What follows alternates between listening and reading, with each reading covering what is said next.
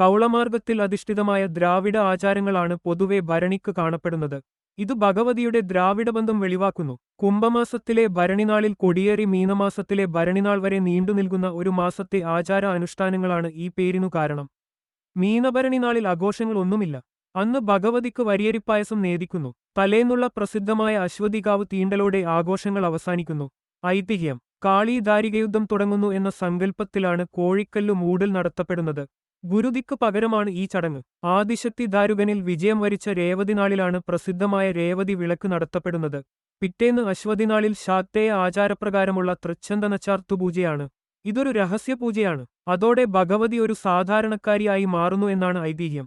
ദാരിക വധത്തിനുശേഷം കോപം അടങ്ങാത്ത ഉഗ്രരൂപിണിയായ ഭദ്രകാളിയെ ശാന്തയാക്കാൻ ശിവഗണങ്ങൾ ദേവീസ്തുതികൾ പാടി നൃത്തമാടിയതിനെ അനുസ്മരിപ്പിച്ചുകൊണ്ടുള്ള ആഘോഷമാണ് അശ്വതി കാവുതീണ്ടൽ എന്നും.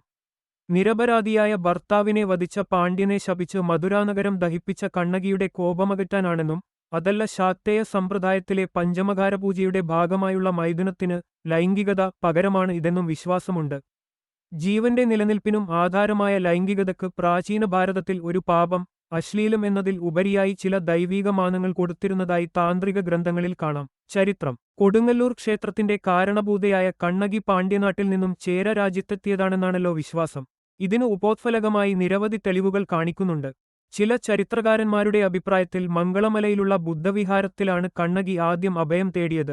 ഇത് ബുദ്ധസന്യാസിനിമാരുടെ വിഹാരമായിരുന്നു. പിൽക്കാലത്ത് സംബന്ധമൂർത്തി എന്ന ശൈവ സന്യാസിയുടെ നേതൃത്വത്തിൽ പ്രത്യേക സൈന്യം ശൈവസിദ്ധാന്ത പ്രചാരണാർത്ഥം പ്രമുഖ ബുദ്ധവിഹാരങ്ങളിലെല്ലാം തേർവാഴ്ച നടത്തി ബുദ്ധഭിക്ഷുക്കളെയെല്ലാം കൊന്നൊടുക്കിയെന്നും അതിന്റെ ഓർമ്മക്കായി എല്ലാ വർഷവും ആഘോഷങ്ങളും നടത്തിയിരുന്നു എന്നും പറയപ്പെടുന്നു.